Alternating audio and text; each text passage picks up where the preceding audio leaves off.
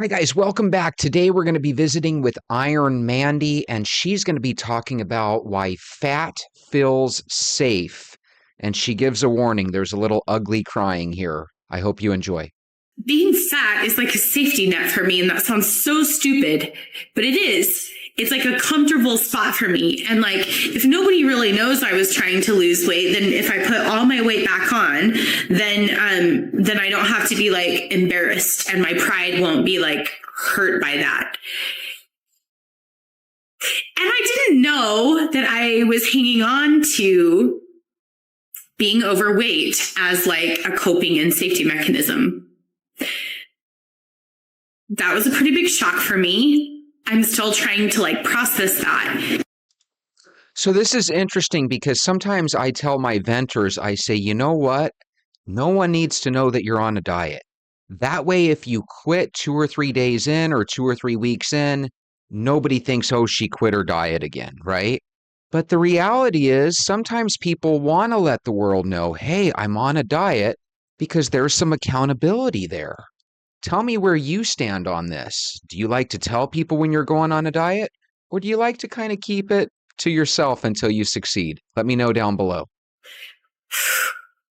I'm sorry to cry about it, but I know this is why I have struggled so much in the past. I can't cross over that barrier where I realize that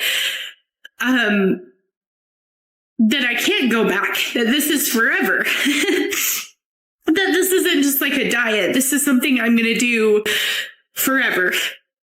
That this is the life. And it's a good thing because it's the life I deserve. But crossing over that space of talking about this openly and expressing this openly and talking about this journey and talking about my weight is probably legitimately one of the scariest things I have ever done, because it cuts the line to the safety net, and that I have depended on basically my whole life.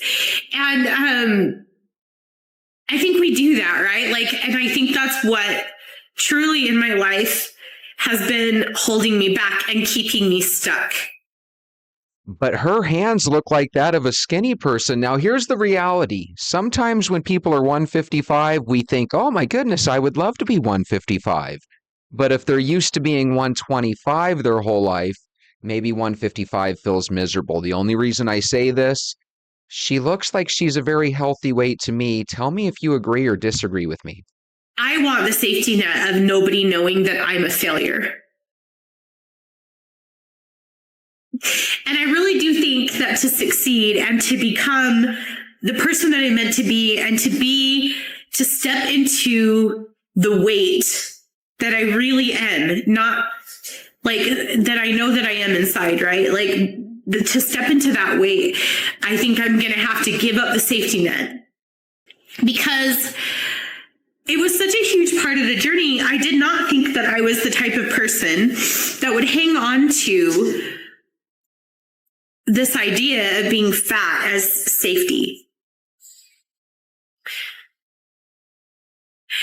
And that's why community is so important. That's why being publicly accountable is important for me, because I have smashed barriers in my life that I otherwise would never have been able to overcome, because of support with my friends, because of coming to these realizations by having conversations about it with people. And I guess this is my attempt to tell you that, like, it's okay to let go of the safety net. I love that. I wish her the best with her successful journey, and I have no doubt that she'll get there. If you've been involved in a situation where, because you had some teammates and they helped take you to another level, whether it be in exercise or finance or at the job, whatever the situation might be, then you might want to be open to giving people a chance to help you. On the other hand, sometimes people want this journey to be theirs and theirs alone. So regardless of what works for you, the main thing is find something that does indeed work. It's okay to trust people, and it's okay to believe that nobody's going to judge you for what you weigh. That weight is a number. It's a number. I'm 10 weeks into this process. I'm 2.5 months in, almost. And I'm still every bit as afraid of failure as I was when I started.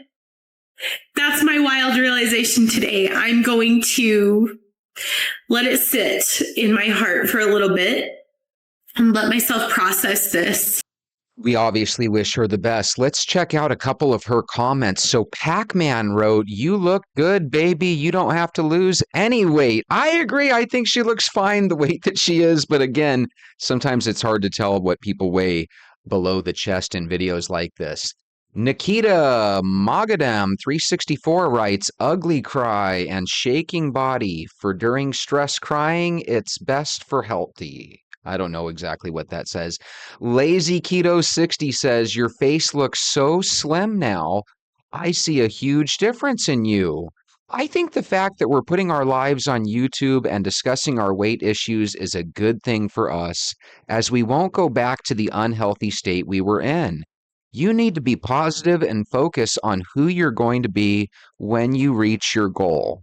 And I do notice that this video states it's from her 70th day, which means that's about, I was going to say, how many days is that? That's 70 days in, right? So about 2.5 months.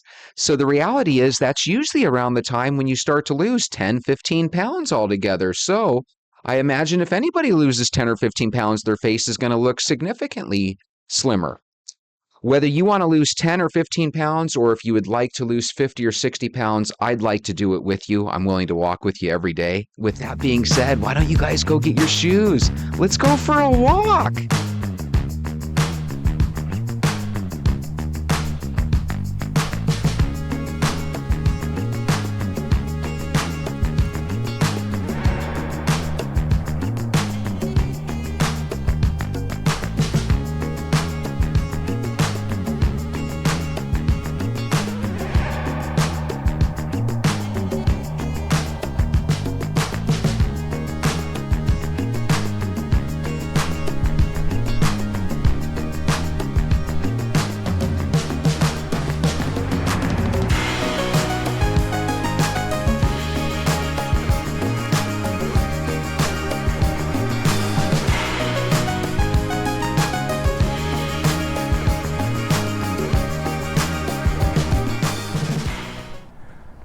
Good morning, Venters. I hope you're having a beautiful start to your day.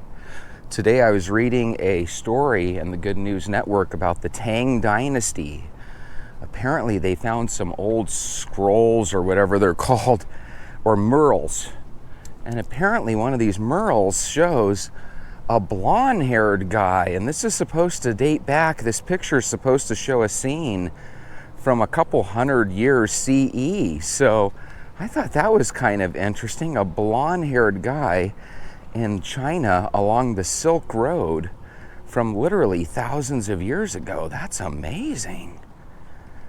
That is amazing. A lot of times you kind of picture travelers nowadays, right? Because we have airplanes and we have vehicles and stuff. God, back then they probably had donkeys and horses and maybe some camels, and that's about it. And by the way, speaking of camels, that's the picture depicted. The blonde-haired guy is atop of a camel. I thought that was kind of interesting. Is it a time-traveling Donald Trump? Probably. Anyway, I hope you guys are having a wonderful day. I was thinking about it.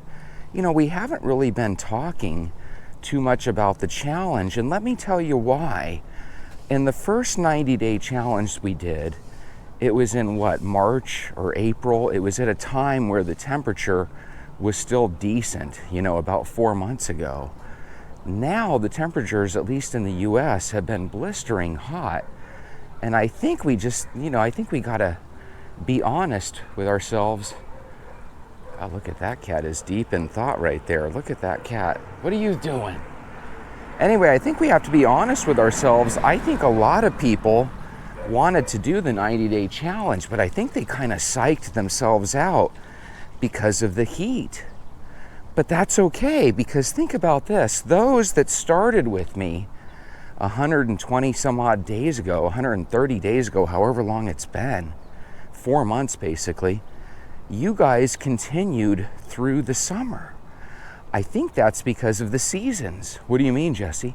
Well, if you think about it, 4 months ago, right, many of us were not walkers. We decided to take on the 90-day challenge with Jesse, and all of a sudden, 90 days later, we were pretty much into a walking routine. That walking routine itself is probably why you're walking today, because let's be honest, if we wouldn't have met 125 some odd days ago, we would have met literally 40 days ago. And 40 days ago, it was already starting to get killer warm and killer hot outside. Now again, that's just in the US. I'd imagine if you're watching in Australia and stuff, it's winter time right now, right? And I would imagine that different people have different times of the year that are challenging. But I have a feeling the reason we have a good core of venters that have never stopped walking with me, I have a feeling it's because we were able to get that routine down. Because let's be honest, if we were starting a routine today, I think a lot of us would procrastinate and say, well, I don't think it'll hurt if I wait another month and a half for the temperatures to cool down. And the truth is, in the grand scheme, you're probably not hurting a thing, but there's never a better time than to start right now. And a lot of times when we tell ourselves what we're going to do tomorrow or next week, guys, a lot of times tomorrow never comes. And that's the thing that's so challenging about our weight. Every year, it's a proven fact, millions, if not tens of millions of people around the world come up with some sort of New Year's resolution. But usually come February or March, that New Year's resolution has long been forgotten. That's the world that we all grew up in. One where we always tell ourselves, I'll do this tomorrow. And one in which tomorrow never ever develops or comes, you know? And so again, if you guys are walking with me and you've been walking with me since day one, I'm not only super proud to be a venter with you, but I'm also super impressed that you guys have just been out here every day with me. You know, I want you guys to think about something. We've been at this together for 4 months in a row every single day, and many of us have walked much further than 30 minutes a day. Many of us have walked more than once a day. Some of us walk religiously all the time now. And even if you did that before you met me, thanks for joining forces with us and walking as a venter. You know, there's a lot of channels out there where they tell you how to eat. They give you tips galore. It seems like every week when they do their show, they kind of recycle a lot of those tips because, let's be honest, that's what YouTube is, right? It's constantly watching a loop of things. What do you mean, Jesse? Well, think about your favorite YouTuber, right? About 90% of your YouTube videos that come from your favorite YouTuber, if you look in their history, they've done that same video 2 or 3 times. As a matter of fact, there's a trend that I've noticed over the last handful of years, and maybe it's because I was searching for videos to help new YouTubers, but my God, do you guys realize? I think the most popular YouTube videos are brand new YouTubers that haven't really hit success yet, and they're giving people tips on how to be a successful YouTuber. I find that extremely odd. And I find it extremely odd that, in a weird way, that's what a lot of the business meetings that we used to have in the 80s and 90s were. Do you guys remember in the 80s or 90s, your husbands and boyfriends most times would go to these business seminars? That was the word I was looking for, seminars.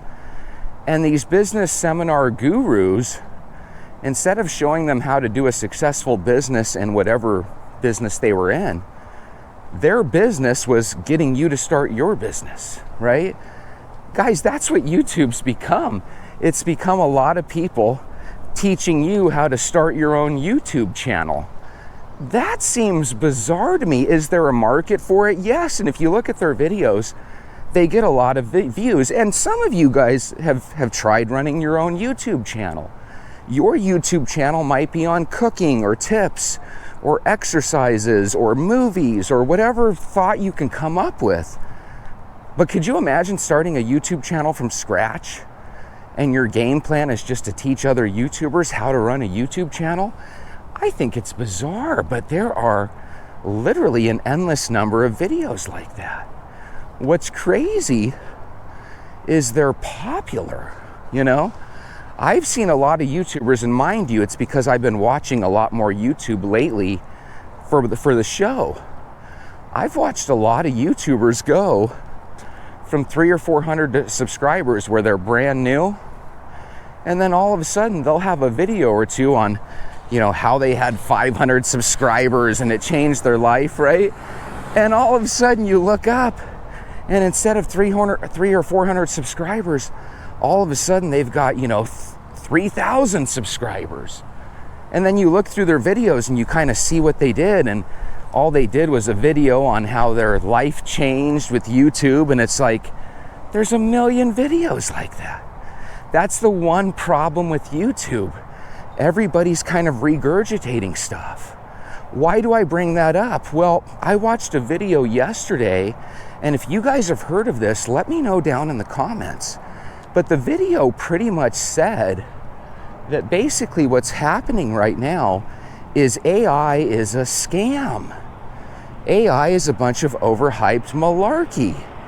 The reason being is, imagine you're an AI program and you're reading through all the information you can on the internet, because that's where AI kind of comes up with all of its knowledge, the internet, right?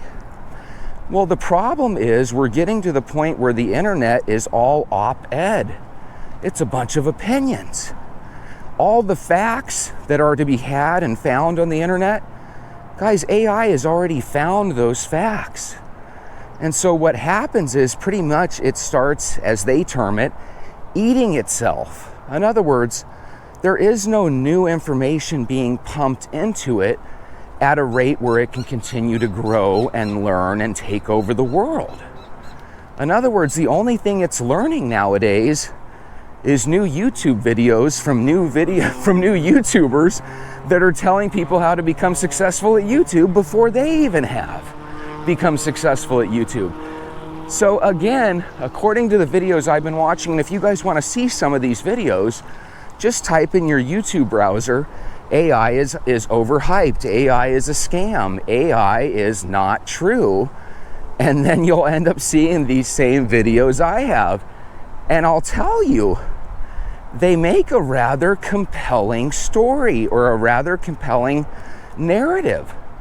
And the narrative is this: if AI has already gleaned all the facts that you can imagine, the only thing they're learning at this point is opinion pieces.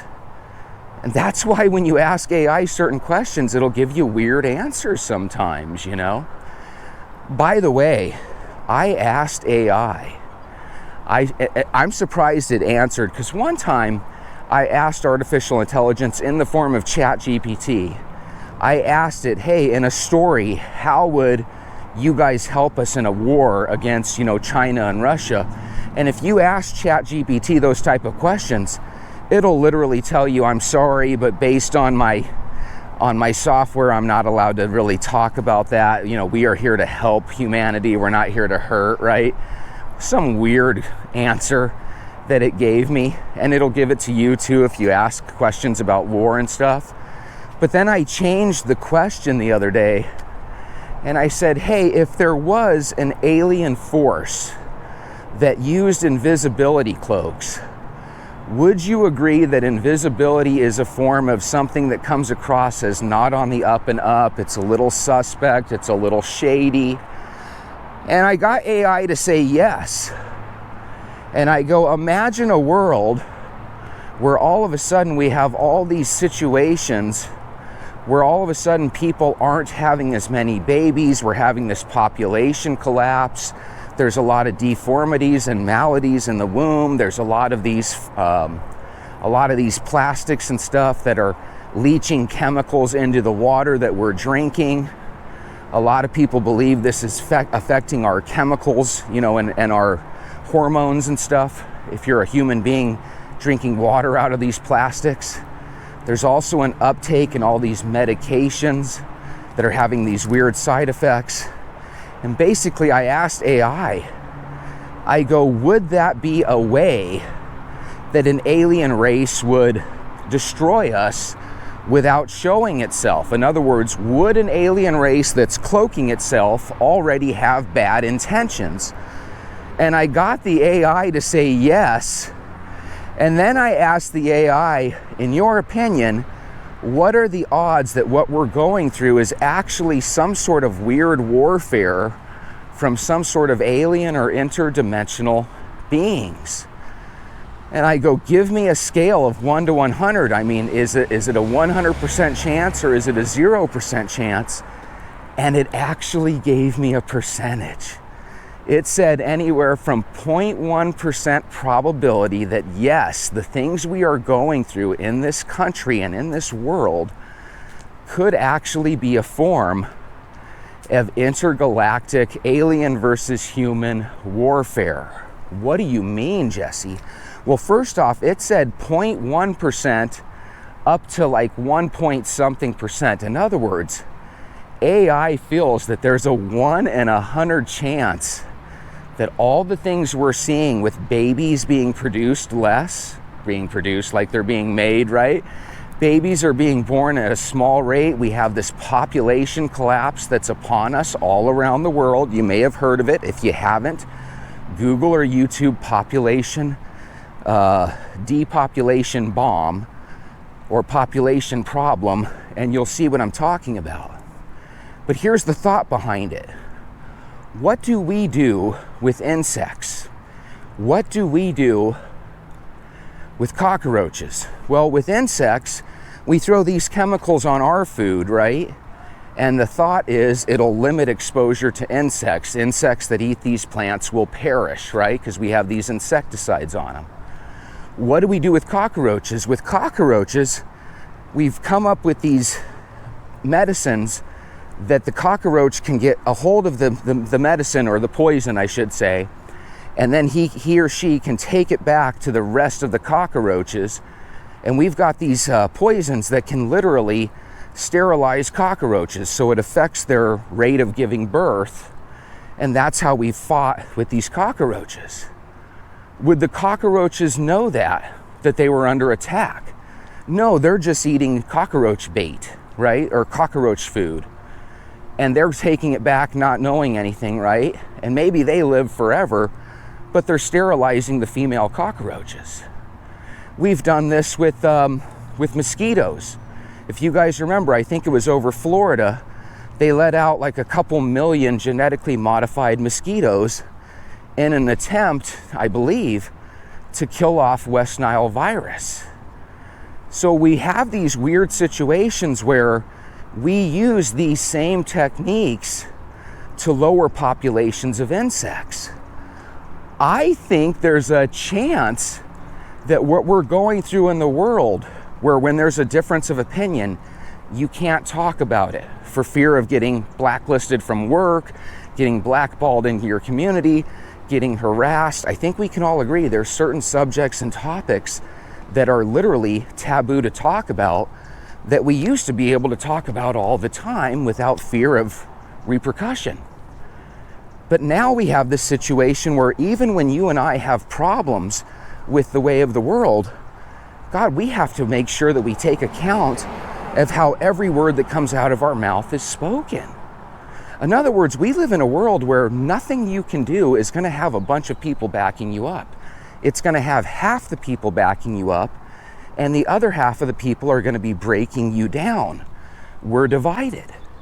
So even if you were to say, hey, I think all these chemicals that we're drinking, that we're taking into our body, all these little microplastics, I think it's doing something to our DNA. I think the cell phone and all this is changing us, and it's setting us up for a future where instead of living to be 80 or 100, we're going to probably live to be 55 or 60. Instead of us all having 2 children that keep our family name and our genetic line going, we're going to have 1 child. That 1 child is going to grow up in a world where he or she might not ever have children. And all of a sudden, you add up all the ingredients in this recipe. How can you be so sure that's not an alien race literally exterminating us without firing a single shot. And it was all predicated on the idea that, okay, we supposedly have this technology where we can actually see these alien craft that are technically invisible and undetectable. So imagine you're this alien or interdimensional race of beings, and you have the ability to cloak yourself so that other beings on this planet, we'll call them human beings, can't see you. But what you don't realize is that we actually can see you. Good morning. Now stay with me here, guys, because I'm not trying to babble. I know I just woke up, but I'm trying to keep my thoughts together. You're an alien being. You're using an invisibility cloak. What does that mean? That means you're naturally a little suspect and a little shady. Unless you're naturally invisible, you're choosing to hide yourself from people. That's the narrative that's going around with these UFOs. Do you follow me? When people are choosing to cloak themselves, there's automatically a certain percentage of shadiness and suspectness and danger that's involved in that. I think we've all seen ghost videos, right? Where they'll have a shadow figure or they'll feel the presence of somebody. Now, there's a lot of things that can be, but I think we would be silly to determine that in a world where we know these aliens or interdimensional beings can cloak themselves into a form of invisibility, why can't these ghost videos that we're seeing potentially be, number one, they're mostly hoaxes, right? But let's say they're not a hoax and it's a legit invisible being in your house. Well, there's a chance that could be an absolutely true statement because look, we're starting to take pictures of these alien craft that are completely invisible. Now, keep in mind, when I wake up on certain sides of the bed, sometimes I wake up and say it's obviously, USA military technology. But anyway, here's the moral of the story. AI didn't say, no, Jesse, it's BS. It said you have a 1% chance of that being reality. And the reality is 1% is a huge number that I was not expecting the AI to come up with. I was expecting it to give me the answer it normally does, which is this is highly speculative, and while it's really entertaining and interesting to think about, scientists disagree. That's the answer I was expecting it to say. I was not expecting it to say, you bring up a good point, all listed as 0.1% to 1% probability. Guys, 1% probability is like winning the lottery versus zero, right? I mean, it is huge compared to zero. And so my thinking is, what if we are the cockroaches? What if there's a reason why 20, 30, 40 years ago, the makeup of the average person was so much different than now? Have you guys heard that our testosterone levels as men are like half of what they were in the 1950s? Guys, how does the average human being male lose that much testosterone over the course of that much time? Could it naturally happen? Could we just be victims of our own forward-thinking selves? So in other words, when we went from wooden cups or glass cups or ceramic cups to these plastic cups, were we slowly setting ourselves on a path where we're poisoning ourselves? All these microplastics, I don't know if you've heard, but they're finding these microplastics in people, literally inside of us, right? So the reality is, are these tiny little microplastics, are they eating our testosterone? Are they changing us? I don't know. What I do know is if you take a snapshot of America from the 1950s, we were all much smaller people, but we were all testosterone filled compared to where we are today. And if you look at it from a cockroach's point of view, it does almost look like our numbers are being limited. And I'm telling you guys might be young and you might have grown up in this world where everybody can be whatever they want to be. And you might even hear stories about how people that grew up in the 50s, 60s, and 70s were closeted and they couldn't be their true selves. But I'm telling you, if you take a look, I don't know if you guys have ever seen this. And again, I hope I don't come across as a bigot. I'm trying to come across as somebody that's just having a fun conversation with you. So do what I say and take a look at this. If you look and you pull up some old videos on how many people considered themselves part of the LGBTQ community in, let's say, the year 1930, about 100 years ago, it was less than 1%. Nowadays, close to 23% of people consider them to be part of the LGBTQ community. Now, why do I mention this? Is this Jesse's inner bigot coming out? No. What I'm saying is, if you look at it from a viewpoint of childbirth, gay and lesbian people have children at a much smaller clip than straight men and women do. When you have that many people going out of the procreation market, we'll call it that, right? You're going to create a situation where going forward, you're going to actually have less and less people. And you're going to have a situation that we do now where there's a lot more old people that are dying than new people being born. And you guys might think, oh, they've been talking about this population bomb forever, Jesse. It's no big deal. Guys, it is a big deal because we're starting to see it now. Think about when you used to go to the grocery store or the mall. You would see countless numbers of people pushing strollers, both men and women, right? Nowadays, when you go in the mall, number one, the mall is empty. Number two, you barely see one stroller being pushed by a mom ever. We used to see this stuff all the time. Why do we have all these people coming into our country? I don't think it's just because Democrats want people to vote. I think it's because they're not telling us how bad our population problem is.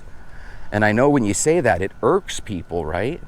Because we want it to be where one side's just okay with terrorists and people coming in the country. But the reality is, what if the country secretly needs 5, 6, 7 million people a year to come in, take jobs, buy stuff, pay taxes, so that we can actually have our folks that are retiring get paid? I'm sure you guys have all heard where the best way the world works is if you have every family having 2.3 kids.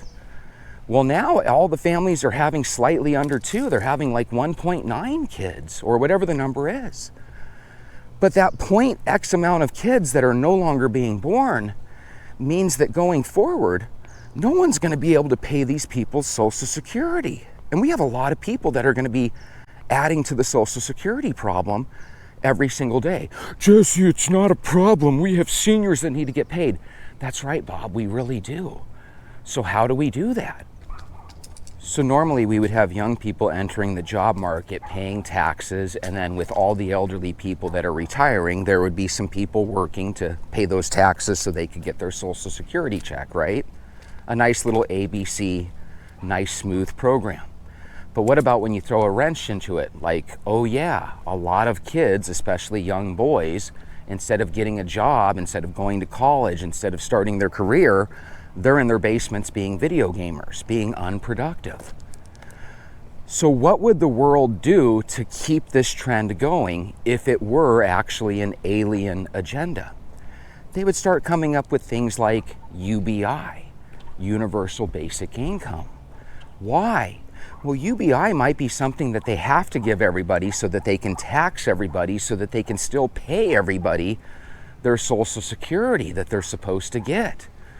You know, because number one, whenever you hear about UBI, it's not like they offer to pay every one of your bills. It sounds like they're going to pay you just enough to cover your rent or something. And by the way, guys, this UBI sounds great when you're in the basement playing video games, but you guys know it's going to end up sucking in some way, shape, or form. How do you get rid of a race of people on a planet without starting a war?